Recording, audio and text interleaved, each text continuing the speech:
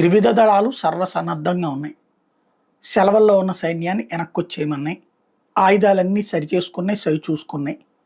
ఎందుకిది? అంటే ఏం చెయ్యాలో డిసైడ్ చేసేది రాజకీయ నాయకత్వం. పాకిస్తాన్‌లో అయితే అక్కడ ప్రభుత్వానికి ఏం సంబంధం లే. సైన్యమే నిర్ణయం తీసుకుంటుంది. అక్కడ ఉన్నటువంటి ఐఎస్ఐ సైన్యం కలిసి నిర్ణయం తీసుకుంటారు. ఉగ్రవాదులు తోడు నిలబడతారు. చిట్ట చివరగా సమాచారం తెలుసుకునేటటువంటిది ప్రజల చేత ఎన్నికైన ప్రభుత్వం. మన దేశం అట్లా కాదు.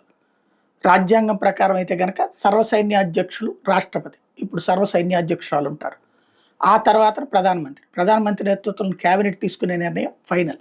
ప్రభుత్వం తీసుకునే నిర్ణయం ఫైనల్. రాజకీయ నిర్ణయం ఫైనల్. ఇప్పుడు త్రివిధ దళాలకి కూడా ఎందుకు మరి వాళ్ళందరినీ పిలిపించుకున్నారు అంటే ఏ క్షణంలో పిలుస్తుందో ప్రభుత్వం. నేవీ నువ్వు వెళ్ళి చేయవా, ఆల్రెడీ ఆర్మీ వాళ్ళు ఇంతకుముందు సర్జికల్ స్ట్రైక్స్ 1 చేసేశారు. ఎయిర్ ఫోర్స్ వాళ్ళు సర్జికల్ స్ట్రైక్స్ 2 చేసేశారు. అదేమో పిఓజేకేలో, ఇదేమో ఏకంగా పాకిస్తాన్లో. ఇప్పుడు 42 దాకా అక్కడ టెర్రర్ లాంచ్ ప్యాడ్స్ ఉన్నాయి అన్నటువంటి విషయం వైరల్ అవుతుంది. అది కావాలని హింట్ ఇచ్చినటువంటిదే. కాబట్టి అది నేవీ ద్వారా కొడతారా, దేని ద్వారా కొడతారు, లేకపోతే త్రివిధ దళాలు కలిపి ఒకేసారి కొడతారా చూడాల్సింది. కాబట్టి ప్రభుత్వం అడిగాక నా దగ్గర సైన్యం లేరు సార్, ఇంటికి వెళ్ళారు పడుకున్నారు సార్, లేకపోతే బజార్ వెళ్ళారు సార్, షికార్కి వెళ్ళారు సార్ అని చెప్తే కుదరదు కదా. అందుకని అందరినీ ప్రిపేర్ చేసుకున్నారు.